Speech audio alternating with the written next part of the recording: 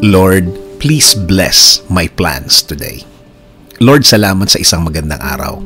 Salamat sa isang araw na pagbibigay niyo sa akin ng inyong proteksyon at pagmamahal. Salamat sa laging pagsama niyo sa akin. Salamat sa laging nakahanda kayo para tulungan ako.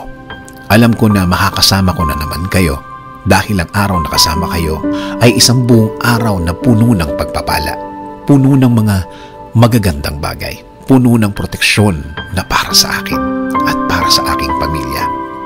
Panginoon, marami po akong gustong gawin. Marami po akong naiisip na gawin sa araw na ito at sa mga araw na parating. I-bless mo po ang lahat ng aking plano ngayon. I-bless nyo rin ang bawat bahagi ng aking plano. I-bless nyo po ako ng mga ideas, mga bagong bagay na pwedeng gawin na gusto kong gawin, Lord. Lord, ilagay nyo po sa way ko ang mga tamang tao na tutulong sa akin.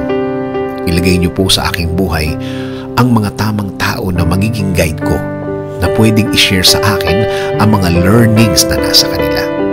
Mga bagay na nasa kanila. Mga bagay na natutunan nila sa kanilang mga buhay. Panginoon, ibigay niyo din po ang mga bagong opportunity sa aking buhay. Mga bagay na kailangan ko po sa aking plano.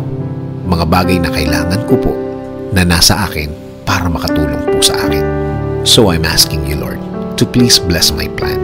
Bless niyo po ang aking mga dadaanan na experience. Mga pangyayari na sana po hindi po mabigat sa akin at hindi po mabigat para sa aking plano. Lord, panatilihin niyo po akong malakas.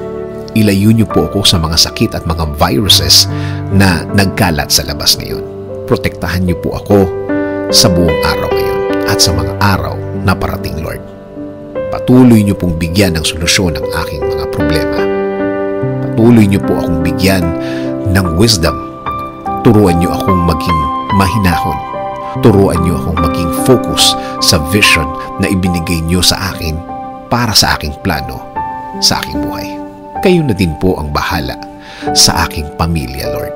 Alagaan niyo din po sila at i-bless sa araw-araw ng kanilang buhay. Bigyan niyo din po sila ng proteksyon. Bless them with your guidance and direction. In Jesus' name we pray.